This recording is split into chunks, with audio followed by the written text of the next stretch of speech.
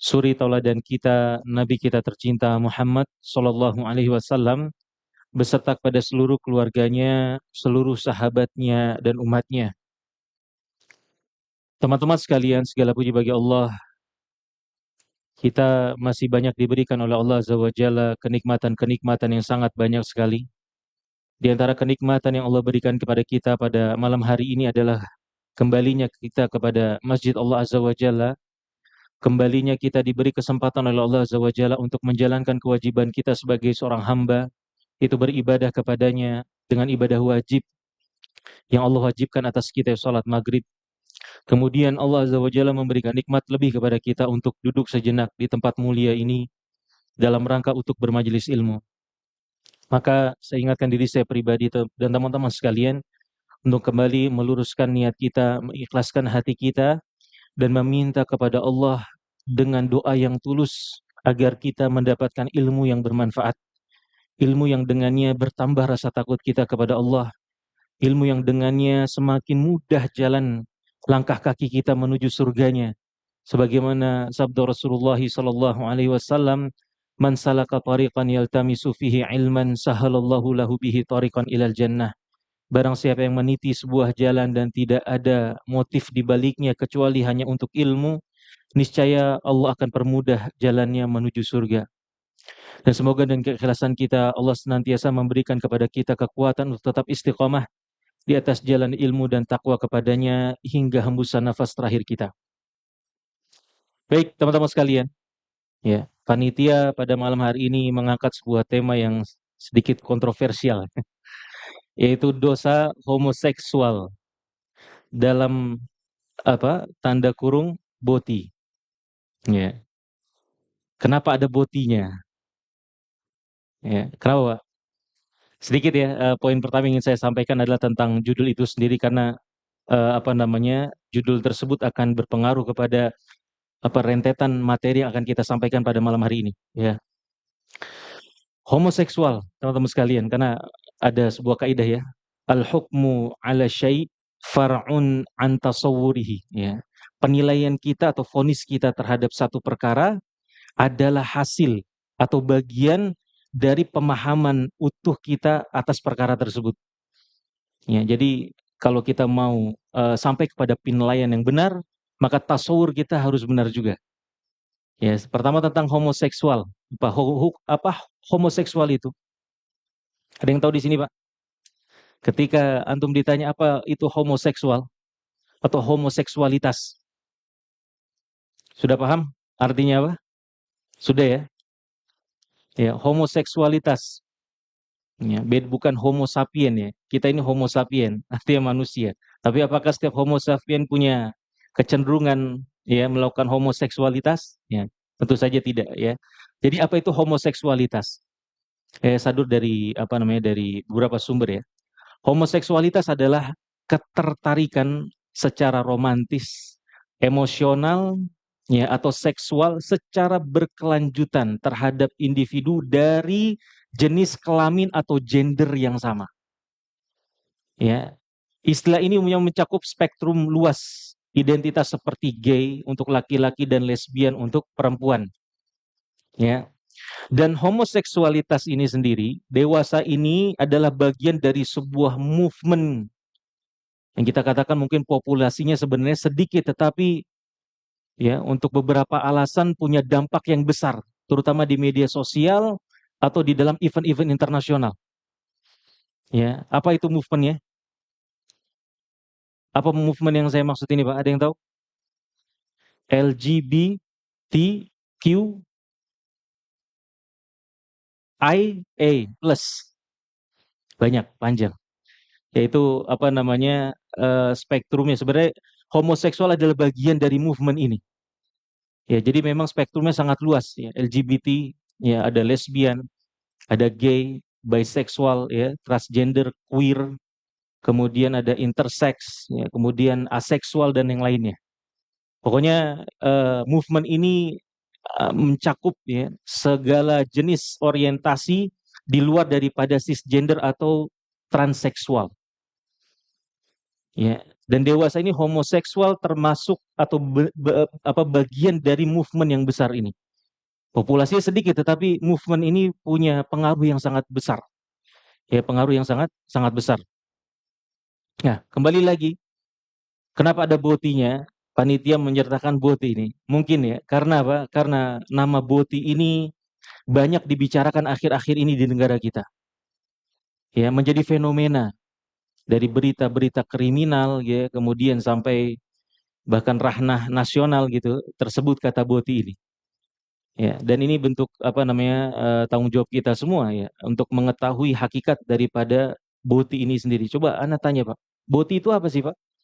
Ada yang di sini usianya 50 tahun, di atas 50 tahun ada? Ada nggak?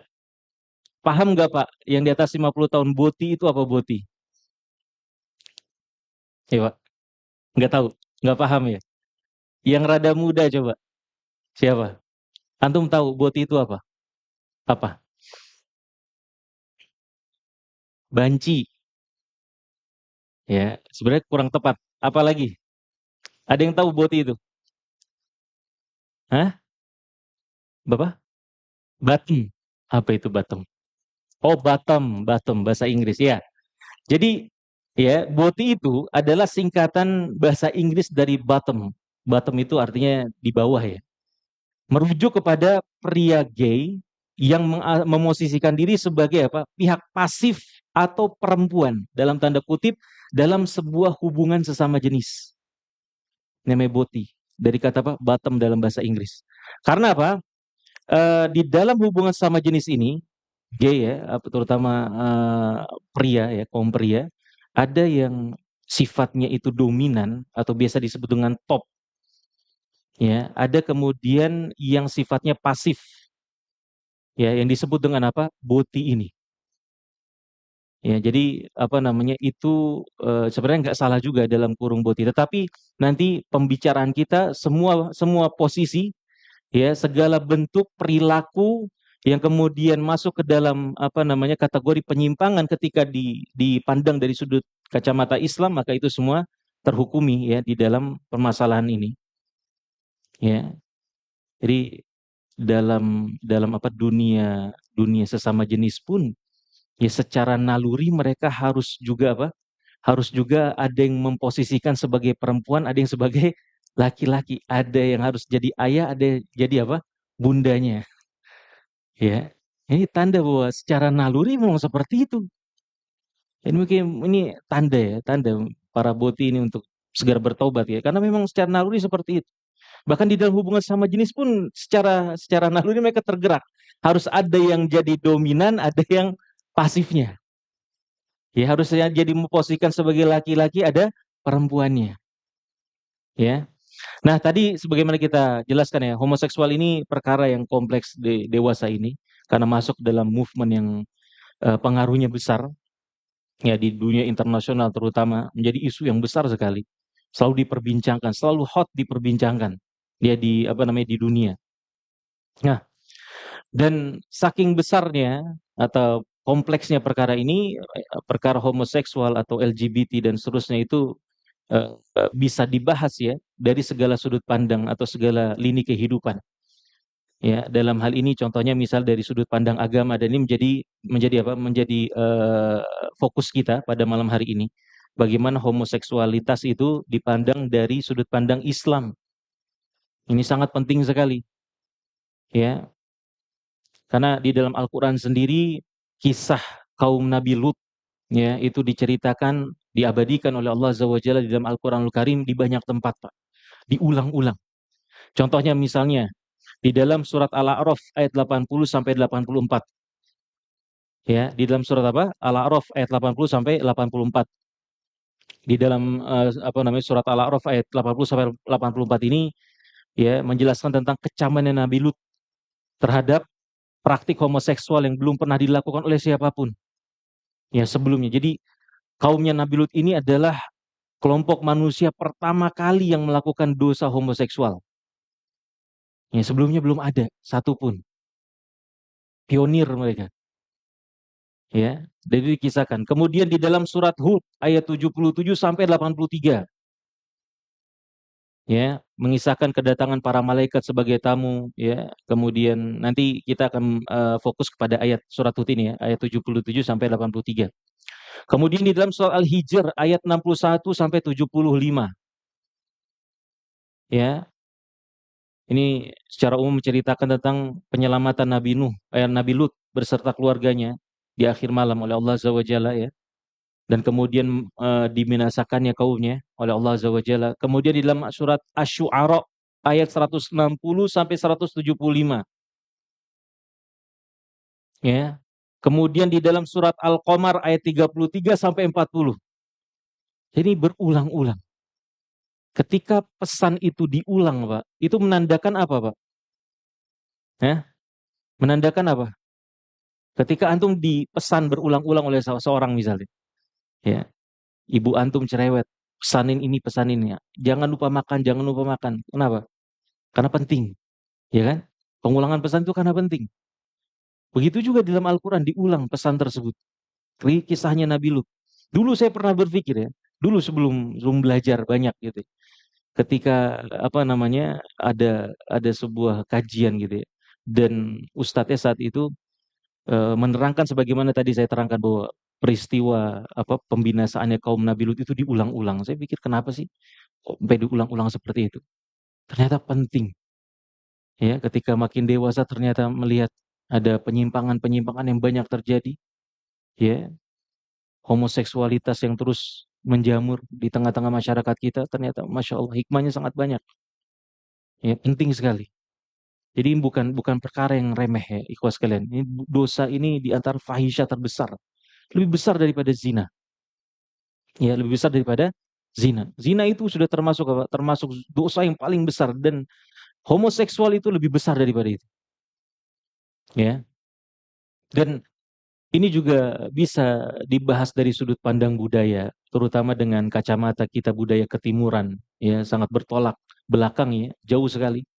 Dan salah satu faktor yang alhamdulillah ya, kata para ahli ya, yang membuat laju LGBT itu sedikit sedikit terhambat atau sedikit atau banyak terhambat di mana di Indonesia atau negara-negara Asia lainnya adalah budaya ketimuran mereka yang masih melekat, ya. Jadi terhalang dengan itu. Kemudian juga dengan dari sudut pandang psikologi, ya kan? Apalagi psikologi ini sangat menyangkut ya, sangat menyangkut dengan psikologi seseorang. Dan menariknya teman-teman sekalian, sebelum kalau tidak salah sebelum 1972 ya, para psikolog ya itu bersepakat bahwa yang namanya homoseksual itu adalah penyimpangan, ya, orientasi yang menyimpang adalah penyimpangan. Namun setelah tahun 1972 berubah statusnya, ya, bukan disebut lagi sebagai penyakit mental, kelainan ataupun penyimpangan, ya. Sebagaimana kata apa namanya asosiasi psikologi, ya, IPA namanya, American Psychological Association, ya, mereka mengeluarkan apa namanya keputusan bahwasanya homoseksual itu bukan merupakan penyimpangan. Dan ini salah satu syubhat ya, propaganda yang pada akhirnya dipakai terus ya oleh movement LGBTQ plus itu untuk apa? Untuk membenarkan perilaku mereka, ya. Dan kemudian konsekuensinya ini sangat besar juga. Ketika itu tidak dikatakan sebagai penyimpangan, ya, maka dukungan psikologis itu semakin terbuka kepada mereka dengan cara apa? Mengafirmasi, afirmatif bentuknya. Artinya, ya, para psikolog ini menghadapi orang-orang yang punya punya apa namanya orientasi seksual seperti itu, maka mereka mencoba untuk apa? Membantu individu itu menerima diri mereka apa adanya, menerima apa? Orientasi seksual mereka yang seperti itu. Jadi tidak ada usaha untuk apa? Merubah mereka, mengobati mereka, karena tidak disebut dengan apa? Penyakit, ya. Jadi disebut dengan apa? Penyakit. Ini kan bertentangan, ya. Ini bertentangan dengan nilai-nilai Islam. Yang kalau dari sudut pandang Islam, ini disebut penyimpangan tidak, Pak? Penyimpangan bukan? Penyimpangan. Yang tidak boleh kemudian seseorang yang punya orientasi seksual yang seperti itu kemudian mengekspresikannya, ya. dengan melakukan perbuatan homoseksual dan seterusnya, tidak boleh. Ya, tetapi dewasa ini ya, movement ini kemudian di apa deh, dengan di-backup dengan berbagai macam apa namanya, informasi-informasi yang wallahu alam ya, itu bisa dipertanggungjawabkan atau tidak. Kemudian mereka membuat movement yang terus, berkembang, ya. Secara kedokteran juga bisa dibahas secara apa, runut ya. Saya pernah kemudian mendengar ya, salah seorang dokter yang kemudian, penjaga penjaga apa namanya, penjaga kamar jenazah pada satu rumah sakit gitu ya. Dokter itu kemudian menceritakan bahwasanya penyakit kelamin ya, penyakit AIDS itu sangat apa, pesat ya, terutama terjadi pada pria usia 18 tahun ke atas, ya. Ada salah satu dokter kemudian memberikan ceritanya, dia kedatangan, salah satu pasiennya, laki-laki muda, ya, tapi sudah stadium akhir dari penyakit itu, masih muda sekali. Ketika ditanya ternyata betul ya, dia punya hubungan sesama jenis, kemudian cukup aktif dan pada akhirnya terkena penyakit, ya. Dan memang secara secara data ya, yang namanya AIDS itu banyak terjadi 70 sampai 80% itu dalam circle ya para pelaku homoseks, yang bisa dibaca itu. Ya, 70 sampai 80% itu terjadi pada circle orang-orang pelaku homoseks. Nah, kemudian dokter itu bercerita ya, ada beberapa jenazah meninggal ya karena penyakit kelamin atau kena penyakit seperti itu, ya pada akhirnya apa, keluarga nggak mau klaim, nggak mau ngurus, ya masyarakat di rumahnya nggak mau ngurus, ya aktivis-aktivis yang apa, menyuarakan, apa namanya, hak-hak mereka juga nggak ada yang datang.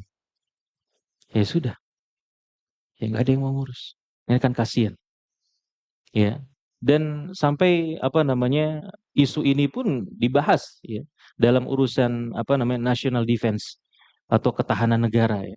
Sebagaimana kita tahu kita punya peraturan presiden nomor 111 tahun 2025 yang menetapkan penyebaran budaya LGBTQ sebagai ancaman non militer terhadap pertahanan negara. Ya, jadi status hukumnya LGBTQ secara resmi dikategorikan sebagai apa? Ancaman non militer di bidang sosial dan budaya. Posisinya disetarakan dengan ancaman lain seperti terorisme, radikalisme, ya, separatisme, narkotika dan perjudian online. Ya, jadi banyak tindak lanjut dari kementerian-kementerian gitu ya. Di antara Kementerian Agama menyusun kurikulum pendidikan anti LGBT ya, yang akan diintegrasikan dengan jenjang-jenjang pendidikan di negara kita, ya. Kemudian juga ada dorongan regulasi dari berbagai pihak, terutama dari DPR, ya tentang permasalahan itu. Jadi spektrumnya sangat sangat luas ya, dan kemudian implikasi dari apa perbuatan itu pun ya tidak kecil nih. Bahkan sampai apa negara memutuskan memasukkan movement tersebut sebagai gerakan yang mengancam negara. Nah, kemudian teman-teman sekalian, yang kedua tentang urgensi tema. Ya, kenapa tema ini penting untuk kita bahas? Ya, kenapa kita ngurusin hal seperti ini? Ya kan mungkin jadi banyak pertanyaan ya orang-orang, kenapa sih ngurusin orientasi seksual dari orang lain? Kenapa sih ngurusin banget? Nah, urgensinya apa? Yang pertama teman-teman sekalian adalah tentunya kita memberikan edukasi untuk kaum muslimin. Ya, memberikan apa? Edukasi kepada kaum muslim. Perkara ini bukan perkara sekedar masalah orientasi seksual. Ya, ini dalam kacamata agama kita, agama Islam ini sebuah jarima, sebuah fahisyah yang dahsyat. Ya, tingkat tinggi yang konsekuensinya itu besar untuk para pelakunya dan implikasinya terhadap masyarakat itu lebih besar lagi. Ya, di dalam agama kita konsekuensi para pelakunya itu besar, ya. Dan kemudian apa konsekuensi ketika LGBT atau penyimpangan seksual ini tersebar di masyarakat pun lebih besar lagi implikasinya, ya. Ya saking apa namanya masifnya propaganda mereka di media sosial gitu ya, Sampai-sampai kaum muslimin ada yang merasa ragu, ya, merasa ragu untuk benar-benar yakin ya terhadap aturan agamanya tentang perihal homoseksual ini. Masif sekali, ya. Padahal kita tahu di dalam Al-Quran ini bukan perkara yang diperdebatkan, Pak. Di dalam agama kita ini bukan perkara yang diperdebatkan. Bukan layaknya misalnya, Pak, eh, apa namanya permasalahan-permasalahan khilafiyah, bukan, ya. Bukan seperti misalnya kripto syariah. Itu masih masih ada pembahasan yang mungkin khilaf. Tetapi apa? Ini ijma, ya. Di dalam Al-Quran bahkan disebutkan di ayat-ayat yang banyak. Tadi sebagaimana kita sebutkan, Allah abadikan tentang perihal kaum Lut, ya, tentang apa kelakuan mereka, dan bahkan ya Allah Azza wa Jalla secara detail menjelaskan bagaimana mereka diazab. Enggak semua dosa itu di-highlight seperti itu. Ya, saking menjijikannya, saking dahsyatnya dosa tersebut, bahkan nanti di dalam surat itu dijelaskan ya, dalam surat-surat yang lain dijelaskan bagaimana Allah Azza wa Jalla mengazab kaumnya Nabi Lut atas perbuatan mereka tersebut. Dan ini perlu diedukasi ya kaum muslimin, diingatkan selalu, diingatkan terus. Apalagi dalam urusan mereka yang mulai khawatir bagaimana generasi setelah mereka, bagaimana anak-anak mereka nanti. Ya kita perlu banyak mengedukasi diri kita, mengedukasi anak-anak kita dalam permasalahan ini. Ya, jangan sampai terbawa dengan propaganda-propaganda ya, di orang di luar Islam. Ya, yang coba melegalkan hal tersebut, menormalisasi hal tersebut, nggak boleh. Kemudian yang kedua, urgensi dari tema ini teman-teman sekalian adalah kewajiban nahi mungkar di tengah-tengah kaum muslim itu sendiri. Kewajiban kita. Ya, kewajiban kita sebagai seorang muslim. Boleh nggak Pak kita, saya tanya sama antum, boleh nggak kita ketika melihat atau terjadi kemungkaran kita diem, Pak? Ya, boleh nggak kita punya punya sikap, ya sudahlah itu urusan mereka, bukan urusan kita. Dibenarkan nggak Pak? Dengan di dalam agama kita, dibenarkan atau tidak Pak? Ya, sebentar, saya bacakan sedikit ya pembahasan dari kitab Riyadhus Shalihin. Ini yang perlu dipahami oleh kita semua, teman-teman sekalian. Apa kaum muslimin ya, dan kemudian mungkin untuk dipahami oleh orang-orang di luar Islam tentang agama kita yang mulia ini. Di dalam agama kita ada konsep amar ma'ruf nahi nahi mungkar. Ya, ini harus selalu aktif ada untuk kemaslahatan kita sebagai kolektif umat Islam. Ya, sikap yang tidak boleh ditinggalkan, karena kalau ditinggalkan madharatnya akan banyak sekali. Dan ini salah satu karakteristik umat Islam. Ya, makanya kata Allah Azza wa Jalla di dalam surat Ali Imran ayat 110, kuntum khaira ummatin ukhrijat linnas ta'muruna bil ma'ruf ya wa tanhauna 'anil munkar. Ya, kalian adalah umat yang dikeluarkan di antara manusia, sebaik-baik umat yang dikeluarkan di tengah manusia. Dan sifatnya apa? Ya, Rasulullah dan para sahabat itu adalah kalian menyuruh kepada kebaikan dan mencegah daripada kemungkaran. Ya, ini konsep agung di dalam agama kita. Umat Islam nggak bisa kemudian mendiamkan kemungkaran, apalagi kemungkaran sebesar ini. Ya, apalagi kemungkaran ini punya sifat menular. Ya, apalagi kemungkaran ini implikasinya sangat besar sekali, baik secara individu ataupun kemasyarakatan. Ya, ini nggak kecil. Dan konsekuensi kita diem, Pak. Kemudian tidak teredukasi dengan baik dalam persoalan ini, ya salah satu akibat fatalnya kita menormalisasi ya perbuatan-perbuatan seperti ini. Makanya kata Rasulullah SAW, man ra'a minkum mungkaron falyughayyirhu biyadihi, fa illam yastati' fa bilisanihi, fa illam yastati' fa biqalbihi, wa dzalika adhaful iman. Barang siapa di antara kalian melihat kemungkaran, maka cegahlah atau ubahlah kemungkaran tersebut dengan apa? Dengan tangannya. Artinya kalau Anda punya otoritas, Anda punya kapasitas untuk menghentikan dengan tangan, dengan kebijakan, ya dengan kekuatan Anda, maka ubahlah itu, hentikan itu. Ini kata Rasulullah SAW. Kalau kalian nggak bisa dengan tangan, maka dengan apa? dengan lisan, ya, dengan kata-kata kita, dengan nasihat, dengan mengedukasi diri kita, mengedukasi apa namanya orang-orang di sekitar kita, ya, mencegah dengan apa? Dengan lisan kita, menasehati orang-orang yang melakukan kemungkaran. Kalau nggak bisa juga, bahkan kalau nggak bisa dengan lisan, ya, tanggung jawab mengingkari kemungkaran itu nggak hilang, tapi dengan hati. Kalau nanti ternyata ingkarul mungkar itu akan berkonsekuensi terhadap hilangnya nyawa kita misalnya, hilangnya apa namanya, atau kita mengalami sesuatu yang parah misalnya, maka cukup dengan apa? Dengan hati, tapi nggak boleh tidak mengingkari. Ya, maka ada sebuah hadis itu Rasulullah SAW menganalogikan ya, apa namanya, orang yang apa namanya, amar ma'ruf nahi mungkar itu sebagaimana orang yang sedang apa namanya, melakukan perjalanan dengan kapal, ya. Ada orang di atas yang punya bagian di dek atas, ada bagian di dek bawah. Orang di dek bawah kalau butuh air mereka ke atas dulu ngambil air, ya. Hingga kemudian ada yang ide di bawah nih yang di dalam dek kapal di mana, di perut kapal itu, ngapain kita capek-capek ke atas? Ini kan kalau kita lobangin apa, lobangin, perut kapal ini air semua isinya, ya.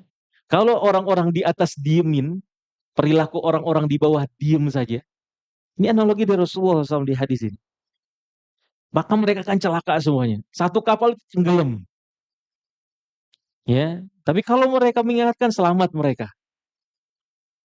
Ya, jadi urgensi dari tema ini adalah kita menghidupkan nahi mungkar di tengah-tengah kita, teman sekalian. Ingat salah satu konsekuensi ketika kita diem, umat Islam diem, ya, dalam persoalan ini, maka hal tersebut sedikit atau cepat atau lambat menjadi hal yang normal, ya, hal yang apa? Yang normal. Dan kemudian kita tidak boleh ya, tidak boleh. Maka kita sampaikan juga ya, mungkin kita harus harus apa namanya, harus, memulai untuk tidak banyak tertawa dalam urusan seperti ini. Yang ngelihat boti misalnya, ngelihat orang yang ke wanita-wanitaan, ya, kita kan biasa mentertawakan mereka. Ya, seolah-olah itu hal yang remeh, itu hal yang besar. Ya, dia punya musibah, dia punya potensi melakukan dosa yang sangat besar. Ya, maka jangan kemudian kita normalisasi hal tersebut dan itu bisa menjadi berefek juga, ya, reaksi kita terhadap mereka itu akan dilihat sama generasi generasi apa, setelah kita. Ya, kalau kita melihatnya reaksi kita terhadap mereka adalah ketawa, banyak ketawa gitu ya, diketawain, anak-anak kita mungkin akan berpikir, "Oh, ternyata lucu ya seperti itu." Ini kan bahaya. Ya, kemudian yang ketiga teman-teman sekalian adalah mungkin urgensi dari tema ini kita angkat adalah bentuk empati kita. Ya, bentuk apa? Bentuk empati kita terhadap ya muslim muslimat yang punya apa, punya punya diuji sama Allah Azza wa Jalla dengan hal seperti ini.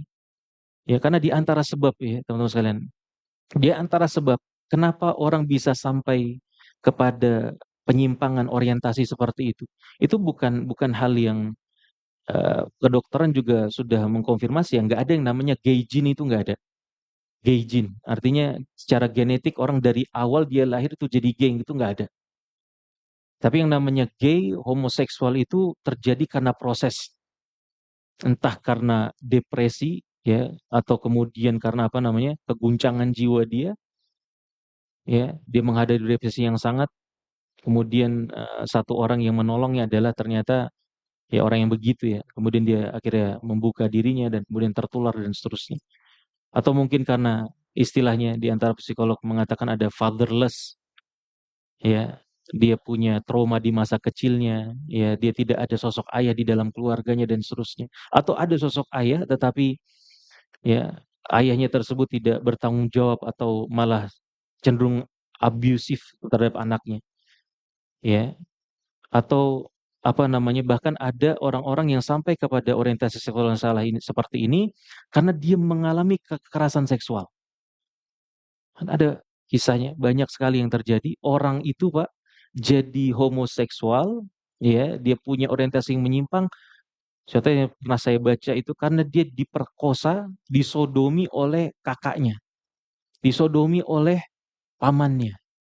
Sehingga kemudian dia trauma dan kemudian pada akhirnya dia memutuskan untuk melanjutkan siklus tersebut, ya.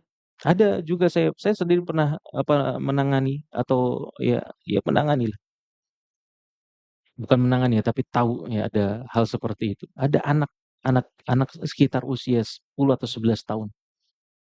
Ya, kemudian ketika dia main, ya, dia ngajak temannya ke tempat sepi, ya kemudian itu dipantau ada satu orang ya, yang curiga nih kenapa nih, dua anak cowok. Kemudian ketika dibuntutin ternyata apa, benar ya. Jadi, si anak ini, si A sama si B, si A ini, apa namanya, mencoba untuk maaf ya, mengeluarkan kemaluannya dan kemudian mencoba memasukkan kemaluannya ke dalam dubur temannya itu. Tapi ketika ketika diusut sama keluarganya segala macamnya, ternyata apa, ternyata ya keluarga mengkonfirmasi dulu si anak ini digituin sama siapa, sama musrifnya. Jadi hal ini juga terjadi di pondok pesantren ada, ya. Mau di mana pun, Pak, mau di mana pun ini terjadi, pondok pesantren kah, di mana, ya namanya homoseksual salah ya salah. Ya kita tidak menutupi hal ini, terjadi di mana-mana, ya. Nah, maka bentuk empati kita kepada mereka, kita ingatkan tentang dosa, ya, tentang jangan sampai kemudian mereka mengekspresikan kecenderungan mereka, orientasi mereka yang salah, tapi kita arahkan mereka untuk banyak-banyak bertakwa kepada Allah Azza wa Jalla, menyembuhkan penyakit mereka, datang ke psikolog, datang ke dokter, ya. Banyak kok orang-orang yang sukses ya, mengobati hal tersebut, ya. Yang pada akhirnya tadinya punya kecenderungan orientasi yang salah, kemudian dia ya bertakwa kepada Allah Azza wa Jalla, diperbaiki spiritualitas dia, dia datang ke dokter, dia datang ke psikolog, ya. Pada akhirnya alhamdulillah diberi sama Allah Azza wa Jalla kesembuhan, ya. Itu poin kedua ya teman-teman, dalam permasalahan urgensi, kenapa ini penting? Ya, kenapa ini penting untuk selalu kita bahas. Kemudian, di poin ketiga ingin saya sampaikan teman-teman sekalian adalah masalah siding ya atau keberpihakan. Ya, ini perlu saya sampaikan juga, ini penting. Ini menjadi salah satu syubhat, ya. Jadi teman-teman sekalian, di antara propaganda movement ini, ya, mereka itu memposisikan movement mereka sebagai guardian, sebagai pelindung orang-orang yang memiliki orientasi seksual yang tadi kita sebutkan. Ya, mereka adalah supporter utama orang-orang itu, ya. Dan sikap mereka ya tadi sebagaimana kita sebutkan afirmatif, artinya mereka mencoba meyakinkan orang-orang yang berada di bawah payung mereka itu, mereka tidak salah, mereka normal, ya, dan mereka mendukung apalagi di barat ya, sudah sampai seperti itu, mereka mendukung ekspresi dari orientasi orang-orang tersebut, orientasi yang salah. Mereka diberikan mencoba memberikan hak seluas-luasnya kepada orang-orang tersebut untuk mengekspresikan penyimpangan mereka, ya. Dan mereka seolah-olah memaksa orang di luar mereka itu untuk melakukan hal yang sama dan menganggap orang-orang yang tidak mengambil kebijakan sebagaimana mereka itu sebagai orang-orang yang tidak punya empati, tidak punya simpati terhadap ya orang-orang yang punya orientasi seksual yang seperti itu, ya. Kita pokoknya harus mendukung, harus mensupport. Ya nggak boleh dikatakan salah, itu hak individu dan seterusnya. Bertentangan nggak Pak sama Islam Pak? Ya, bertentangan atau tidak? Ya maka kita katakan teman-teman sekalian, ya kita katakan, kita tadi sebagaimana kita sebutkan, sebab-sebab orang sampai kepada penyimpangan seksual seperti itu ada banyak macamnya. Ya, kaum muslimin dan kaum muslimah ada yang sampai kepada hal tersebut karena pengalaman hidup mereka yang pahit. Kita pun berempati kepada mereka. Ya, tetapi jangan paksa kita bagaimana bereaksi ya, terhadap empati tersebut sama mereka, nggak mungkin. Nggak mungkin kemudian kita menzolimi teman-teman kita ini. Mereka sudah mengalami pengalaman hidup yang buruk sehingga kemudian mereka sampai terguncang diri mereka, depresi diri mereka, trauma yang berkelanjutan hingga kemudian sampai orientasi mereka salah. Kemudian kita jorokin lagi mereka untuk supaya melakukan kenistaan. Ini hal yang tidak mungkin. Ya, buat kacamata seorang muslim dengan value seorang muslim ini nggak mungkin kita lakukan. Ini sama saja kita apa namanya membiarkan orang sudah jatuh tertimpa apa? Tertimpa gunung, ya. Sudah jatuh dia, sudah apa namanya mengalami trauma yang dahsyat di dalam hidupnya sampai kemudian pindah orientasinya. Kemudian kita biarkan dia apa? Mengekspresikan orientasi seksual yang salah tersebut. Ini nggak mungkin. Ya, justru bentuk empati kita kepada mereka pada kita mengangkat ya ayat-ayat Allah Azza wa Jalla, mengingatkan mereka terhadap akhirat, ya, mengingatkan mereka bahwa dunia ini adalah ujian dan kemudian mengarahkan mereka kepada para ahli psikolog, psikolog, dokter-dokter yang apa punya apa namanya punya kapasitas untuk menangani mereka kan seperti itu, ya menyembuhkan diri mereka, ya. Maka dari itu, ikhwas sekalian, saya sini juga membawakan sedikit ya. Ini yang menjadi syubhat juga. Ya, sebagian orang-orang ya di luar sana, kaum muslimin atau muslimah ketika diingatkan tentang akhirat di tengah ayat-ayat Allah Azza wa Jalla, maka mereka merasa apa sedang diserang. Ya. Mereka apa? Merasa sedang diserang, sedang dibenci dan seterusnya. Ya.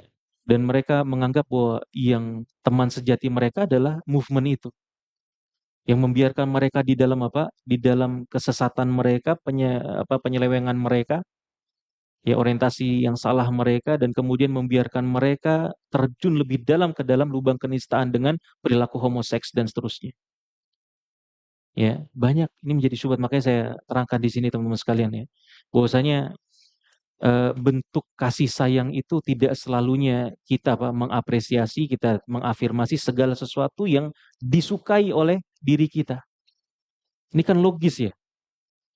Contoh misalnya di sini di dalam kitab Ighatsatul Lahfan ya fi Masaidi Syaitan karya Ibnu Qayyim Al-Jauziyah rahimahullahu taala. Ya, beliau apa namanya membawakan salah satu analogi ya, dalam permasalahan rahmah atau kasih sayang.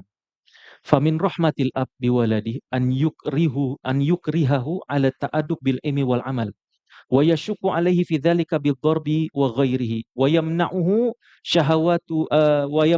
syahawatihi allati ta'udu bi darari.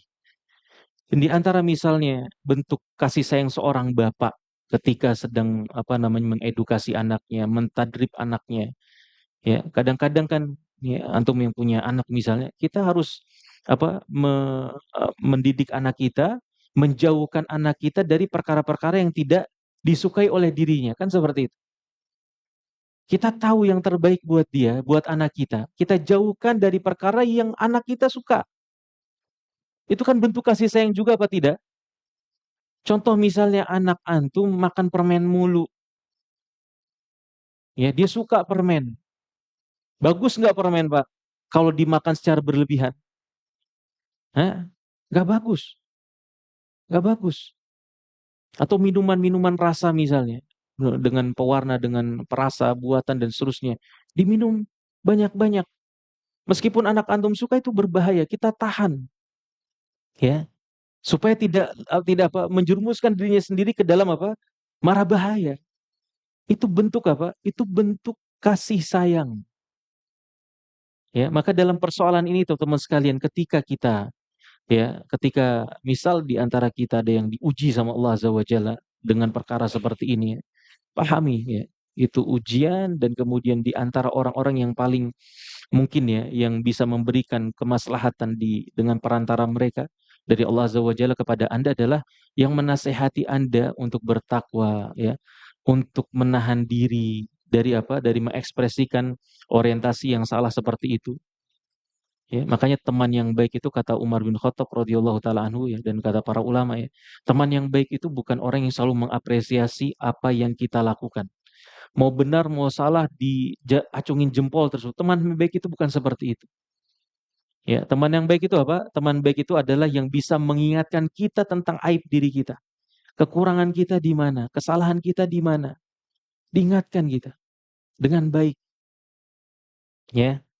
Bahkan kata Umar bin Khattab, kalau kalian punya teman seperti itu yang bisa menunjukkan aib kalian, maka peganglah erat tangannya, jangan dilepas. Ya. Dan apa namanya permasalahan ini ya, permasalahan orientasi seksual yang salah pun akan bergantung sangat besar kepada apa? Kepada circle kita. Ya, dengan siapa kita bergaul. Dan ini sebagaimana disabdakan Rasulullah SAW, almar'u ala dini khalilihi, falyanzur ahadukum man yukhalil. Ya, yang namanya seseorang, ya, manusia itu akan bersesuaian dengan kebiasaan teman dekatnya. Falyanzur ahadukum man yukhalil. Maka hendaknya di antara kalian itu melihat dengan siapa kalian berteman dekat. Ya. Dan kemudian poin berikutnya teman-teman sekalian, ya, yang namanya eh, homoseksual ya, atau nanti kita bahas ini kita sebut sebagai kotor amali qaumi Lut ya. Eh, Konsekuensi atau apa namanya implikasi dari perbuatan kaumnya Nabi Lut ini, homoseksual ini sangat banyak ya, sangat banyak kerugian-kerugian yang akan didapati oleh orang-orang yang melakukan hal hal tersebut. Ya, dan ini konfirmasi oleh dunia kedokteran gitu ya. Bagaimana misalnya resiko kesehatan fisik banyak sekali yang bisa ditimbulkan. Penyakit menular, ya, penyakit kelamin itu kan banyak terjadi. AIDS, apa namanya, sifilis, ya, gonore, herpes dan seterusnya banyak sekali. Ditimbulkan penyakit-penyakit ini akibat apa? Perilaku homoseksual banyak sekali.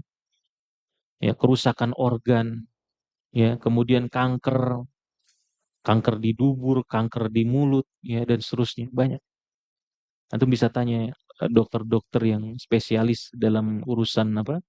Urusan kulit dan kemaluan itu mereka menangani banyak kasus seperti itu. Dan itu semakin meningkat. Ya. Wal'iyadzubillah. Mengenaskan ya, mengenaskan. Sebagaimana tadi saya sampaikan ya, banyak orang, ada orang-orang kasusnya jenazahnya dia meninggal dalam kondisi seperti mengenaskan seperti itu, nggak ada yang mau ngurus, keluarganya pun nggak mau. Kasihan. Ya, movement LGBT itu pun nggak bantuin mereka. Ya, begitu juga dengan dampak psikologis, apalagi dampak sosial, gangguan mental, ya, kecemasan berlebihan, stres, depresi. Kan belum lama kita dikejutkan ya, ada berapa kali kasusnya, apa boti dalam tanda kutip ya, ada seorang laki-laki kewanita-wanitaan yang teriak-teriak keluar dari rumah kontrakan dengan bersimbah darah. Ya, ternyata apa? Ternyata dia habis ngebunuh teman apa namanya pasangan sesama jenis. Ya, banyak sekali kasus-kasus seperti itu. Ya, kemudian trauma, ya, dan kemudian masalah pendidikan dan seterusnya banyak sekali. Mental, psikologisnya mereka terganggu. Kemudian dampak moral dan dampak spiritual terutama ya.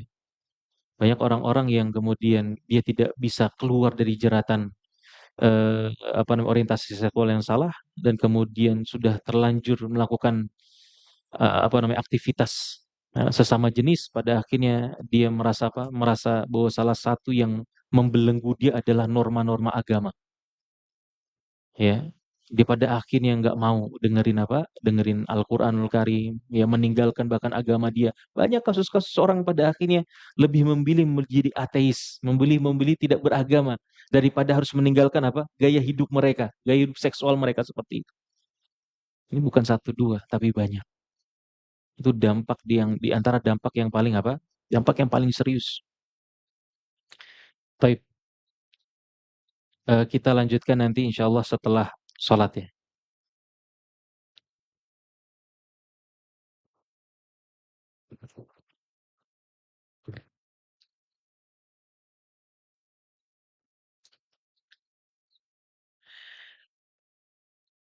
الله أكبر الله الله أكبر الله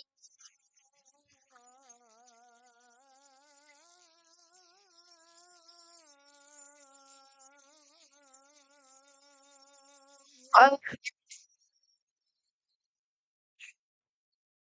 أشهد أن لا إله إلا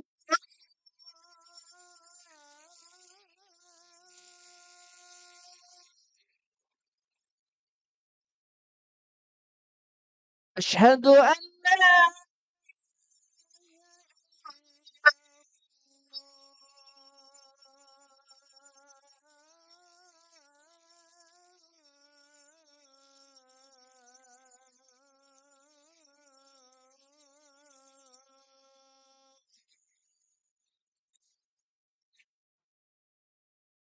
أشهد أن محمدا رسول الله.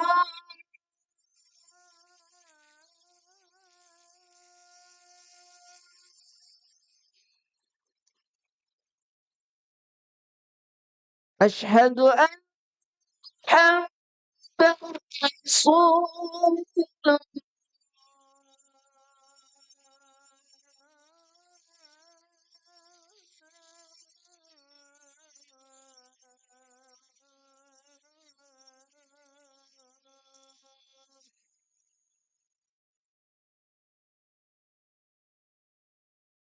حي على الصلاة.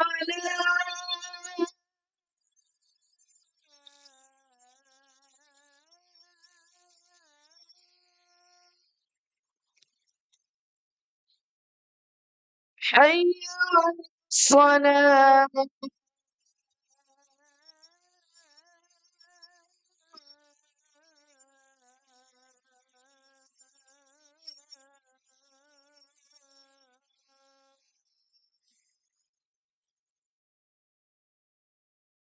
حي على الفلاح.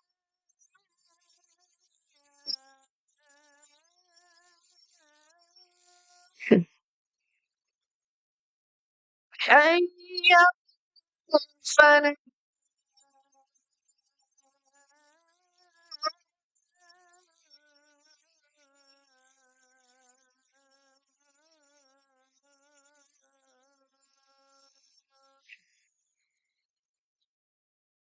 الله أكبر، الله أكبر.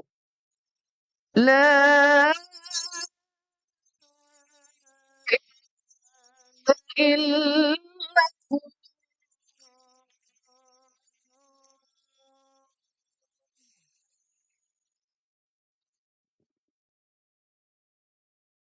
الله أكبر، الله أكبر.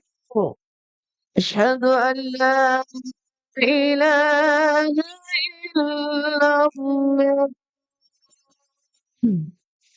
أشهد أن محمدا رسول الله.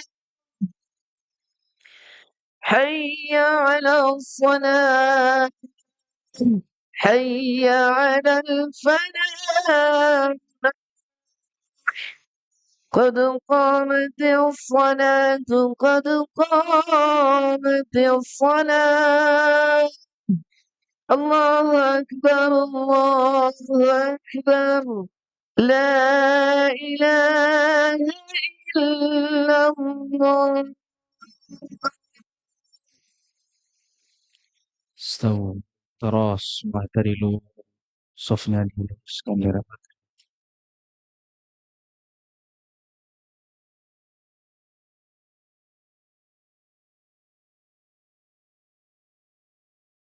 Allahu Akbar.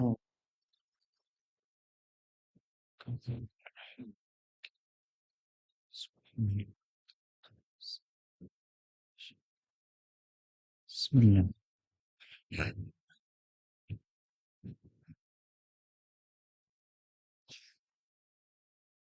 الحمد لله رب العالمين الرحمن الرحيم مالك يوم الدين إياك نعبد وإياك نستعين اهدنا الصراط المستقيم صراط الذين أنعمت عليهم غير المغضوب عليهم ولا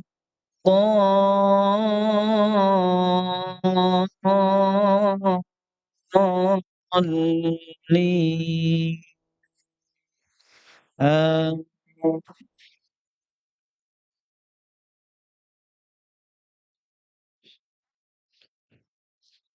نحن خلقناكم فلولا تصدقون تصدقون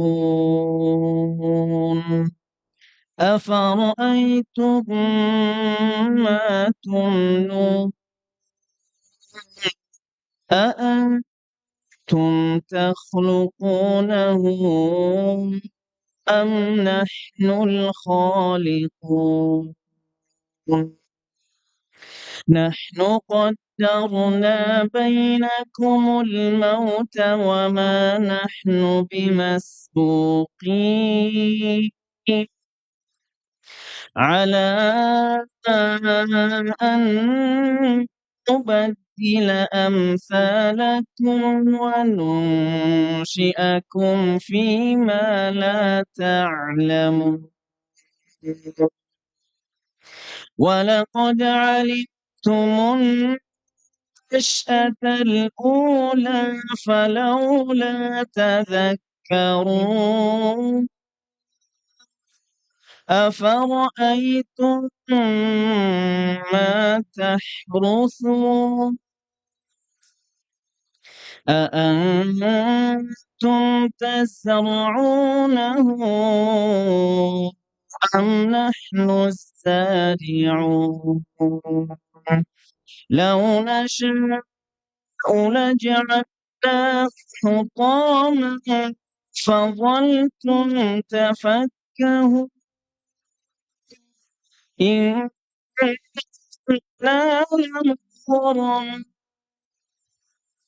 بل نحن محرومون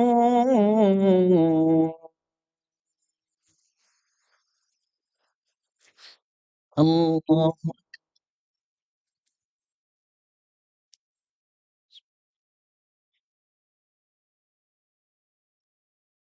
سمع الله لمن حمده الله أكبر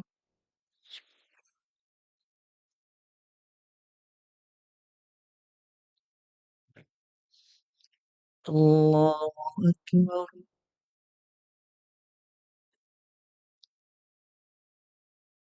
الله أكبر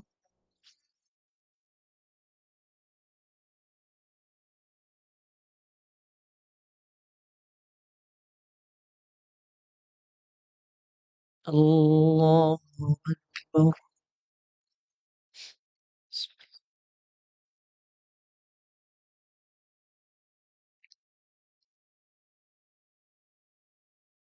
الحمد لله رب العالمين الرحمن الرحيم مالك يوم الدين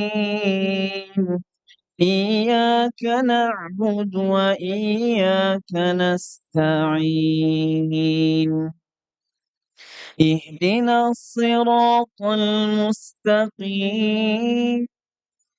صراط الذين أنعمت عليهم غير المغضوب عليهم ولا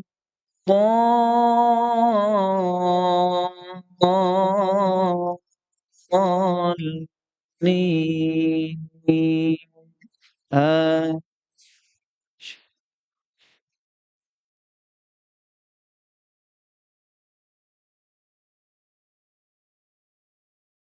أفرأيتم الماء الذي تشربون أأنتم أنزلتموه من المزن أم نحن المنزلون نحن لو نشاء جعلناه أجاجا فلولا تشكرون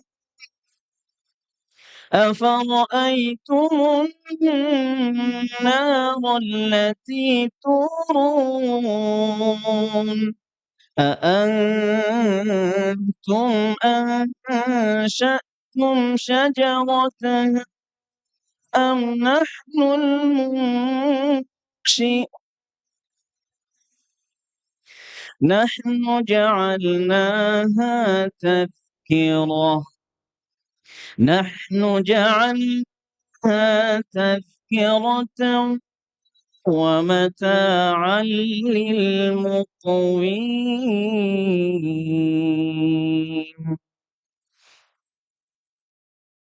نحن جعلناها تذكرة ومتاعا للمقوين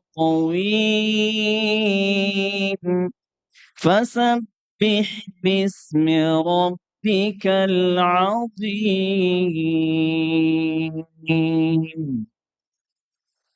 الله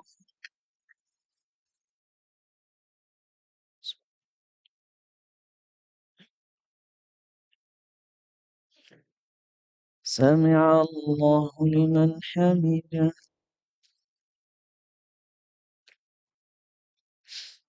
الله أكبر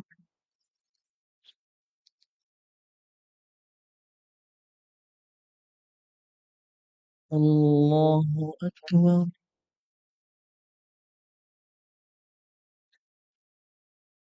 الله أكبر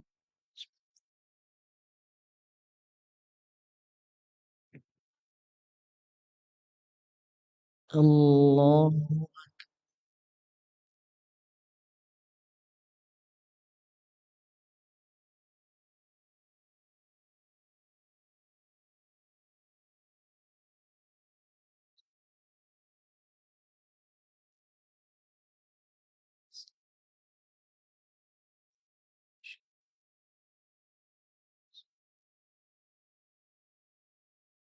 الله أكبر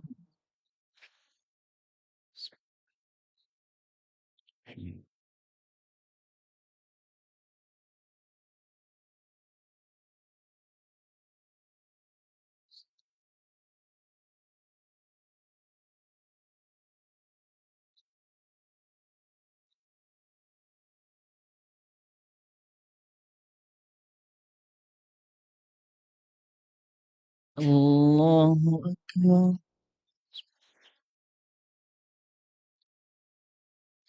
سمع الله لمن حمده الله أكبر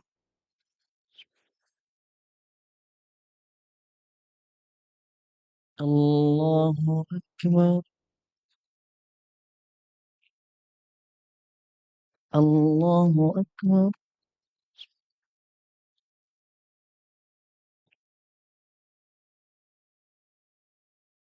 الله أكبر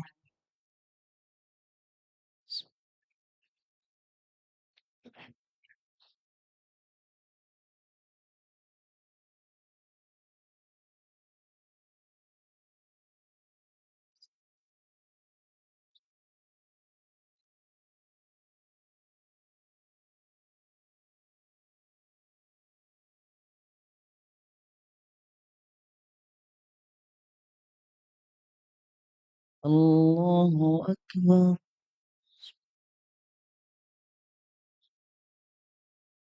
سمع الله لمن حمده الله أكبر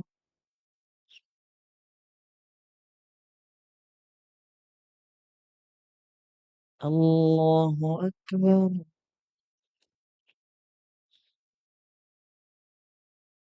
الله أكبر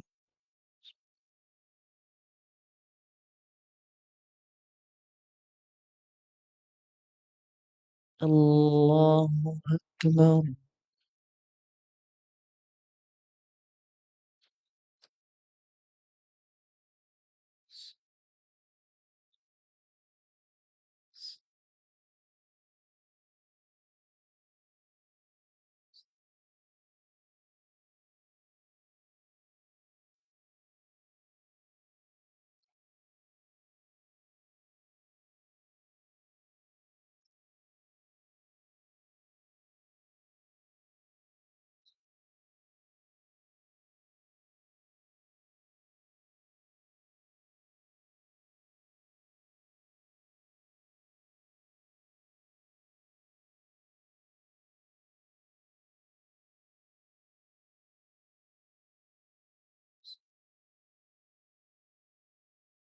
السلام عليكم ورحمة الله. السلام عليكم ورحمة الله.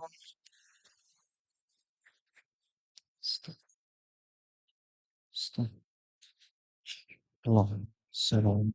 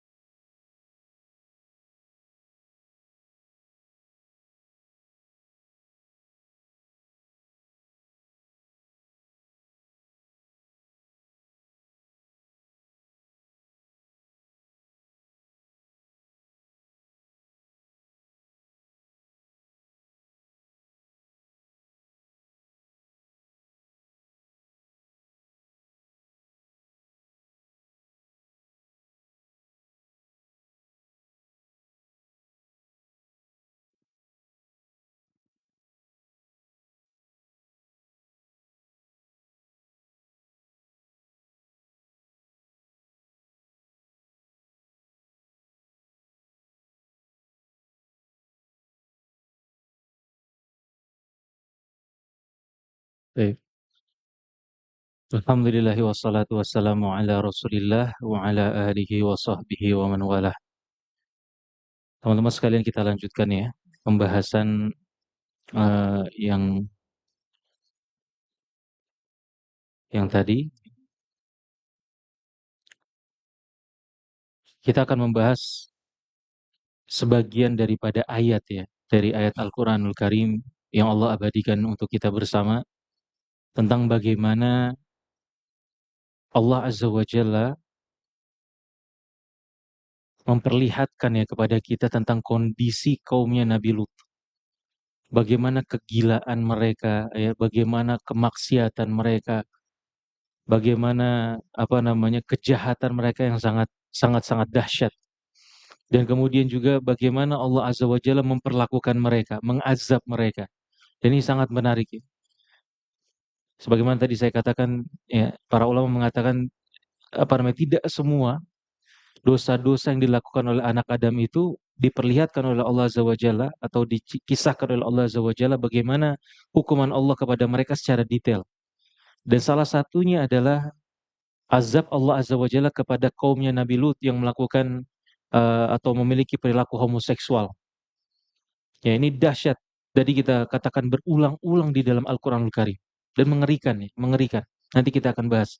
Tapi sebelum kita membaca di antara ayat-ayat teman-teman sekalian ya, mungkin antum ada yang bertanya, kenapa sih? Sebabnya apa, Pak? Kaumnya Nabi Lut itu sampai melakukan sebuah kenistaan, ya, sebuah perkara yang belum pernah dilakukan oleh orang-orang sebelum mereka. Ya, kok bisa mereka sampai kepikiran untuk melakukan tindak homoseksual? Bahkan sebagian para mufasir ya, saya baca, saya lupa namanya. Kalau dia mengatakan seandainya Allah tidak menceritakan tentang Nabi Lut, kaumnya Nabi Lut, maka sungguh tidak akan pernah ada orang yang menyangka bahwa ada orang kesampaian berpikir untuk mendatangi pria ya di duburnya. Ini luar biasa. Kejahatan yang benar-benar mereka ini menjadi pionir. Kenapa, Pak? Ada yang tahu? Kenapa kaum Nabi, apakah mereka dari lahir berperilaku seperti itu? Hah? Tidak kan? Mereka beranak pinak. Ya, mereka mereka punya istri juga, tapi kenapa kemudian sampai mereka melakukan fahisyah sedahsyat itu? Dan ini dijelaskan oleh para mufassirin ya. berkaitan dengan ayat-ayat yang tadi saya sebutkan. Di antaranya teman-teman sekalian, ini kata Al-Imam At-Tabari ya di dalam tafsirnya. Di antaranya yang pertama, kenapa mereka bisa sampai perilaku yang sangat menyimpang seperti itu? Ya, Al-Imam At-Tabari rahimahullah taala memberikan atau membawakan beberapa riwayat dan salah satunya adalah bahwasanya mereka melakukan perbuatan ityanun nisa bi adabarihin. Sebabnya mereka sampai perbuatan homoseksual seperti itu karena mereka mendatangi istri mereka di duburnya, ya, atau melakukan anal seks terhadap istri mereka. Itu salah satu pintunya, ya. Salah satu apa? Salah satu pintunya. Mereka punya fantasi dan kemudian mereka realisasikan mendatangi istri dubur mereka dan kemudian pada akhirnya yang namanya setan itu kan bermainnya tidak langsung ya. Ya, ini dubur, dubur apa perempuan. Bagaimana kalau dubur laki-laki? Ya, sehingga kemudian kesesatan, orientasi mereka semakin melenceng, setan bermain di situ. Pada akhirnya mereka mendatangi laki-laki. Ya, itu yang pertama kata para mufassirin. Jadi data ya, apa namanya, mengemukakan bahwasanya homoseksualitas itu terus meningkat.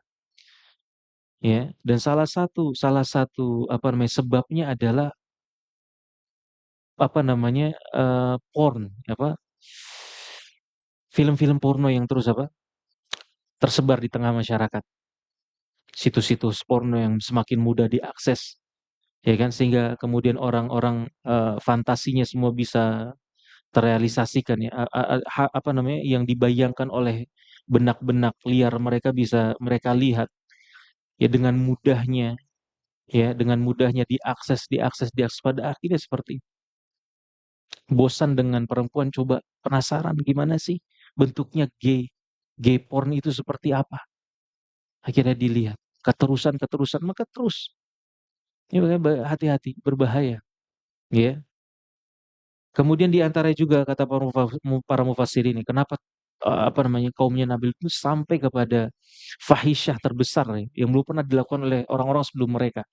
Di antaranya apa? Mereka itu apa namanya membiasakan diri mereka minim rasa malu. Kehidupan mereka itu minim rasa malu. Artinya ketika melakukan sesuatu perbuatan maksiat, perbuatan yang amoral, ya, mereka tidak apa? Tidak merasa malu. Malah justru merasa apa? Merasa senang dilihat. Dan ini sebagaimana disebutkan di dalam surat Al-Ankabut, surat ke-29 ayat 29. Ya, mereka nggak punya rasa malu. Kata Allah Azza wa Jalla, "A innakum lata'tuna rijala wa taqta'una sabil wa ta'tuna fi nadikumul munkar." Apakah pantas kamu mendatangi laki-laki tadi? Kata Nabi Lut. Kemudian menyamun, merampok. Ini di antara nanti faktor terbesar yang menyebabkan kaum Nabi Lut itu sampai kepada fahisyah terbesar ini, homoseksual ini, karena kebiasaan mereka berbuat kejahatan. Kriminalitas itu tinggi di antara mereka. Ya. Dan kemudian apa? Kamu mengerjakan kemungkaran di tempat-tempat pertemuanmu. Jadi kaum Nabi Lut itu terbiasa ngadain pesta gay, pesta seks di tempat-tempat pertemuan mereka. Ya, udah gak ada rasa malu mereka. Ya, di mana belum lama di mana di Bogor ya. Di Bogor atau di mana 2 kali kalau nggak salah itu. Digerebek puluhan orang. Ya, puluhan orang lagi ngapain? Ya, lagi melakukan hal tersebut. Gay, pesta gay. Waliyahzubillah. Ini mengerikan. Ya, dan kemudian apa? Di antaranya mereka sombong, Pak. Kaumnya Nabi Lut itu sombong.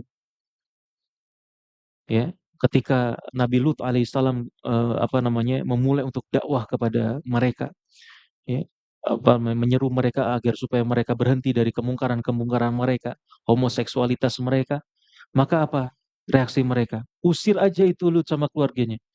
Innahum unasun yatatoharun. Itu mereka orang-orang sok suci. Ya kan? Orang-orang apa? Orang-orang sok suci. Nah ini sebagaimana yang digemakan ya oleh aktivis-aktivis mereka itu. Karena orang-orang religius ini orang-orang sok suci. Ya. Itu sudah digaungkan sama nenek moyangnya, ya. Kaum Nabi Lut. Mereka seperti reaksinya kepada Nabi Lut. Innahum unasun yatatahharun. Udahlah, Nabi Lut usir aja. Lut ini sama keluarga usir aja. Mereka orang-orang sok suci. Sombong mereka. Ya, dan kemudian diantara juga adalah kriminalitas tadi. Kemaksiatan yang merajalela di tengah-tengah mereka. Ya inilah tadi makanya saya terkait dengan urgensi tema ini Pak ya. Harus ada amar ma'ruf nahi mungkar itu harus terus ada. Kita menyuarakan ya menyuarakan kebaikan, menyuarakan perbaikan kepada saudara-saudara kita yang terjerat masalah seperti itu. Ya, kita sampaikan nasihat-nasihat ya, ingkari kemungkaran-kemungkaran mereka supaya apa? Supaya tidak terjadi normalisasi sebagaimana terjadi di kaumnya Nabi Lut. Mereka menormalisasi bentuk-bentuk kemaksiatan, kriminalitas, mereka nggak punya lagi rasa malu. Ya, itu kan di antara di antara planning mereka kan seperti itu di mana-mana. Ya, di barat mungkin sudah selesai mereka itu. Ya, planning-planning mereka sudah selesai. Tinggal di timur-timur ini, ya. Nah, ikhwas sekalian, kita beranjak kepada saya sebutkan di antaranya ayat-ayat tentang penyimpangan mereka, ya. Bagaimana kegilaan mereka, ya, kenistaan mereka, dan kemudian bagaimana Allah Azza wa Jalla mengazab mereka. Ya, sekali lagi saya sampaikan, ya, ini di antara perilaku yang dengan detail Allah jelaskan. Perilaku orang yang melakukannya dan kemudian bagaimana Allah Azza wa Jalla mengazab mereka. Di antaranya ya, kata Allah Azza wa Jalla dalam surat Al-A'raf ayat 80 sampai 81. Ya, Allah Azza wa Jalla berfirman, "Walutan idz qala liqaumihi atatuna al-fahishah ma sabaqakum biha min ahadin minal alamin." Dan kami juga telah mengutus Lut ketika dia berkata kepada kaumnya, "Mengapa kamu melakukan perbuatan keji yang belum pernah dilakukan oleh seorang pun sebelum kamu di dunia ini?" Ya. Innakum lata'tuna ar-rijala syahwatan min dunin nisa bal antum qaumun musrifun. Sungguh kamu telah melampiaskan syahwatmu kepada sesama lelaki, bukan kepada perempuan. Kamu benar-benar kaum yang melampaui batas. Kemudian juga di dalam surat Hud ya, yang lebih detail lagi kronologinya. Di dalam surat Hud ayat 77 sampai 83. Di ayat 77 Allah berfirman, "Walamma ja'at rusuluna lutan si'a bihim wa dhaqa bihim dzar'a wa qala hadza yaumun 'asib." Ketika para utusan kami malaikat, ya, para malaikat, dua orang malaikat datang kepada Lut. Ya, dia merasa gundah, dadanya merasa sempit. Nabi Lut alaihissalam melihat tamunya karena kedatangan mereka. Ya, sampai-sampai Nabi Lut mengatakan, "Hadza yaumun 'asib." Ini hari berat sekali. Kenapa Nabi Lut merasa seperti itu kedatangan tamu dua malaikat ini, Pak? Hah? Kenapa? Malaikat ini menyerupai manusia tapi gantengnya maksimal. Kayak antum-antum. Benar. Gantengnya itu di luar nalar. Ya, Nabi Lut kedatangan dua tamunya ini tapi bentuknya seperti itu. Sebelumnya ini dalam apa namanya? Dalam rentetan peristiwa ini kan dua malaikat ini sebelumnya datang ke Nabi Ibrahim alaihissalam. Ya kan? Semasa kan Nabi Lut sama Nabi Ibrahim itu semasa. Nabi Lut itu keponakannya siapa? Nabi Ibrahim. Jadi sebelum datang ke mana? Ke kaum Lut, dua malaikat ini datang ke Nabi Ibrahim. Ya, bahkan Nabi Ibrahim kemudian yujadiluna fi qaumi Lut, ya. Nabi Ibrahim dengan rasa kasihnya kemudian mendebat ya, berdiskusi dengan malaikat tersebut agar supaya menahan azab atas kaum Nabi Lut, tapi tidak diperkenankan ya. Kemudian malaikat ini datang ya, Nabi Lut sudah. Ini kaumnya seperti ini yang datang apa? Yang datang dua pria yang luar biasa ketampanannya. Ya, sebagaimana apa namanya? Siapa? Wanita-wanita ya ketika melihat Nabi Yusuf alaihissalam itu ya, dikerjain sama Imro'atul Aziz itu. Nabi Yusuf dengan ketampanannya disuruh jalan. Ya, sebelumnya apa si wanita-wanita di situ yang apa namanya membuli Imro'atul Aziz ya, membuli ya kamu apa kepicu sendiri sama siapa? Sama anak buahmu ya. Maka mau ditunjukin nih. Jangan salah, ini pemuda bukan pemuda biasa. Perempuan itu disuruh jejer dengan apa, Pak? Dengan pisau, dengan apa? Dengan buah ya. Mereka disuruh iris-iris, kemudian Nabi Yusuf disuruh datang, disuruh jalan. Akhirnya apa? Keiris-iris tangan mereka. Sedahsyat itu, ya. Mahadza basyara. Ya, ini bukan manusia. Ini adalah malaikat ya. Ini adalah malaikat. Seperti itu. Nah, Nabi Nabi Lut alaihissalam melihat tamunya seperti itu kondisinya sudah. Dan ada pengkhianat di mana? Di dalam rumah Nabi Lut itu sendiri. Itu siapa? Istrinya. Istrinya berkhianat. Berkhianat itu bukan istrinya berzina dengan orang lain, enggak. Tapi berkhianatnya apa? Berkhianat dia itu ngasih tahu. Jadi informan buat apa? Buat kaumnya. Itu. Si Lut kedatangan apa? Kedatangan orang-orang ganteng. Nabi Lut saat itu belum tahu bahwa dua malaikat ini apa? Dua malaikat ini adalah malaikat yang menyamar sebagai manusia. Ya. Maka apa yang dilakukan kaumnya di dalam surat Hud ayat 78? Wa ja'ahu qaumuhu yuhra'una ilaih wa min qablu kanu ya'maluna sayyi'at. Qala ya qaumi haula'i banati hunna atharu lakum fattaqullaha wa la tukhzuni fi dhaifi. Alaysa minkum rajulur rasyid. Ya, kata Nabi Nabi Lut alaihissalam. Kaumnya bergegas datang menemuinya. Dapat informasi ada dua orang ganteng, ini sudah rusak pikiran mereka. Ya, mereka langsung bergegas. Ya, bergegas mereka datang ke mana? Ke rumahnya Lut alaihissalam. Mau melakukan kekejian terhadap tamunya Nabi Lut. Subhanallah, ya. Maka bergegas datang menemuinya. Sejak dahulu mereka selalu melakukan perbuatan-perbuatan keji, ya, homoseksual itu. Sampai-sampai Lut berkata, digerbukkan sama kaumnya. Ini homoseksual semuanya. Pengen apa namanya melakukan hal yang buruk terhadap tamunya. Nabi Lut sampai bilang kepada mereka, kepada apa namanya, kepada kaumnya tersebut untuk menahan. Ini aku sudah, kata para ulama ya, Allah Azza wa Jalla itu mengazab mereka dalam kondisi mereka sedang dalam kondisi syahwat yang membuncah. Ya. Jadi posisi mereka benar-benar sudah apa? Sudah kehilangan akal mereka karena syahwat mereka. Apalagi ngelihat orang-orang ganteng kayak antum-antum ya. Ya, sudah membuncah seperti itu.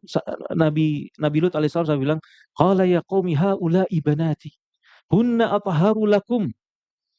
Ya, Nabi Lut mengatakan, wahai kaumku, inilah putri-putri negeriku. Maksudnya di sini bukan maksudnya Nabi Lut alaihissalam menawarkan anak-anaknya, bukan untuk dizinai sama orang-orang itu, enggak. Akhirnya Nabi Lut alaihissalam, kata para ulama, apa namanya, merekomendasikan nih anak-anakku nih perempuan nikahin. Atau dalam apa namanya penjelasan lain artinya ini anak-anakku, maksudnya anak-anak perempuan yang ada di negeri mereka, di negeri Sodom itu. Ya, karena posisi seorang nabi itu bagaikan ayah buat umatnya. Tuna atharulakum. Mereka lebih lebih apa? Lebih pantas buat kalian, lebih suci untuk kalian. Ya, wala tukhzuni fi dhaifi. Bahkan Nabi Lut alaihissalam kemudian mengingatkan, jangan kamu mencemarkan namaku di hadapan apa tamuku ini.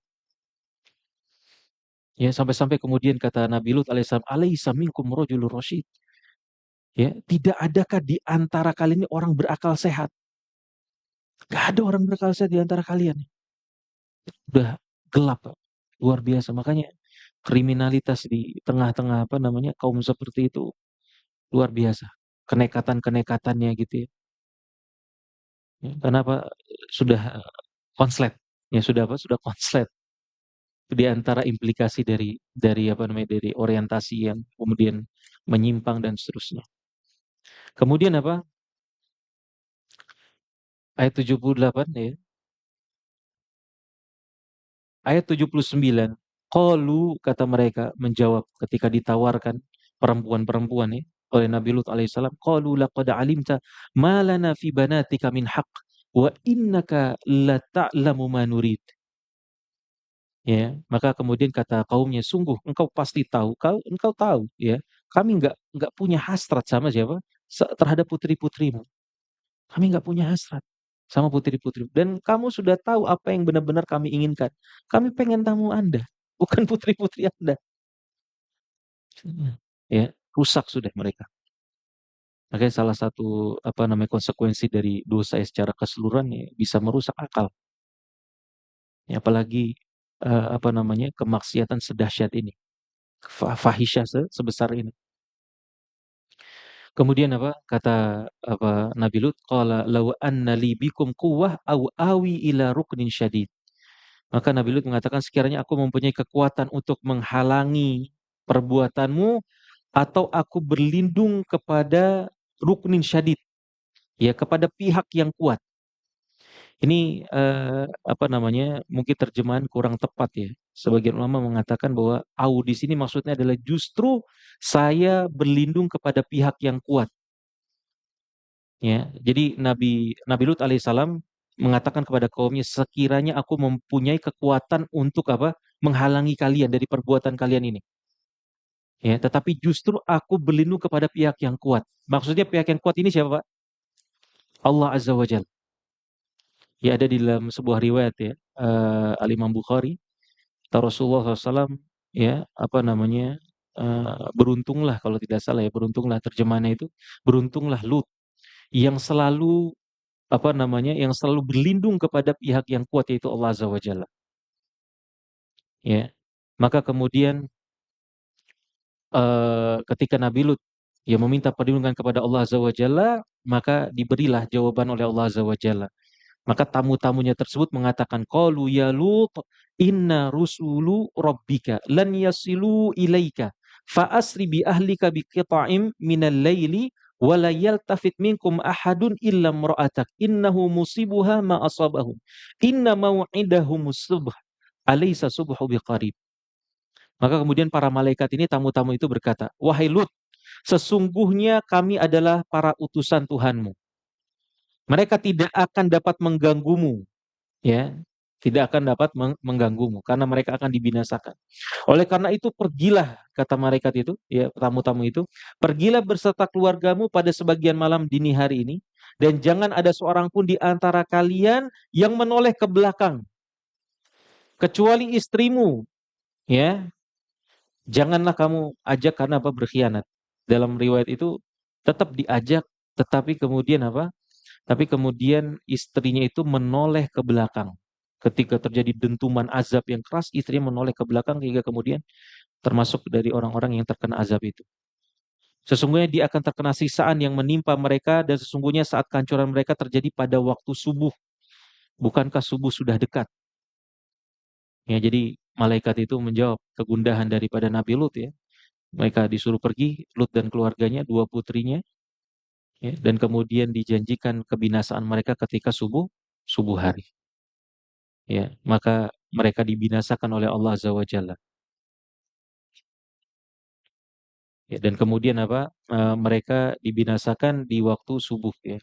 Maka mereka dibinasakan oleh suara yang keras menggutur ketika matahari akan terbit.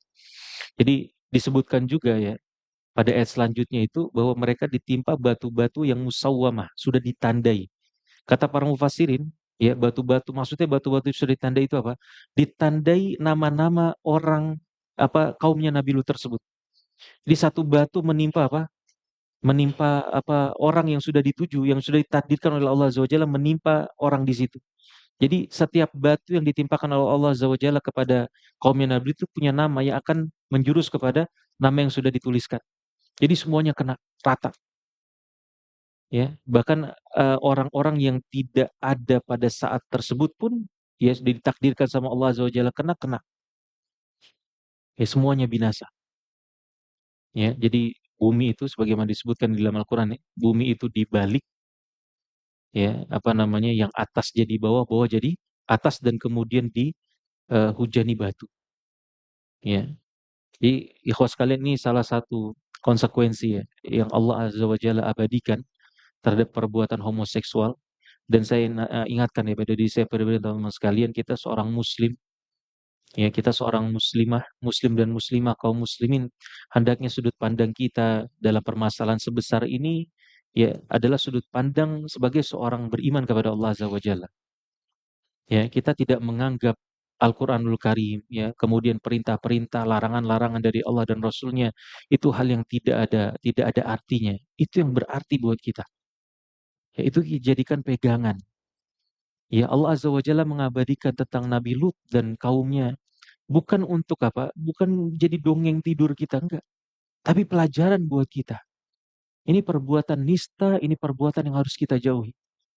Dan sungguh apa yang akan dialami, dihadapi oleh kaumnya Nabi Lut di dunia itu tidak sebesar apa yang akan mereka dapat di mana? Di akhirat. Lebih dahsyat lagi. Ya, ini pelajaran buat kita semua. Dan kita harus paham bahwasanya azab di akhirat itu lebih apa? Lebih dahsyat. Banyak orang-orang mengatakan ya, apa namanya? Saya homoseksual nggak ada kok. Saya nggak diazab. Yang kita katakan azab itu bukan selalunya di mana? Di dunia. Ya, azab di akhirat itu pasti, pasti lebih dahsyat. Ya, Anda bisa bisa berkata demikian terserah. Ya, tapi kita seorang muslim, seorang muslimah harus memahami, meyakini. Ya, meyakini dengan pasti bahwa apa yang Allah Azza wa Jalla janjikan itu pasti akan terjadi. Ya, orang yang berbuat dosa, apalagi dosa sebesar ini pasti akan mendapatkan apa? Mendapatkan konsekuensinya, cepat atau lambat. Ya, demikian ya teman-teman sekalian. eh, Apa yang kita bisa sampaikan. Insya Allah nanti mungkin kalau ada kelanjutannya kita bisa lanjutkan pada pertemuan yang akan datang. Alhamdulillah Rabbil Alamin. Subhanakallahumma bihamdik. Asyhadu an la ilaha illa anta astaghfiruka wa atubu ilaik. Assalamualaikum warahmatullahi wabarakatuh.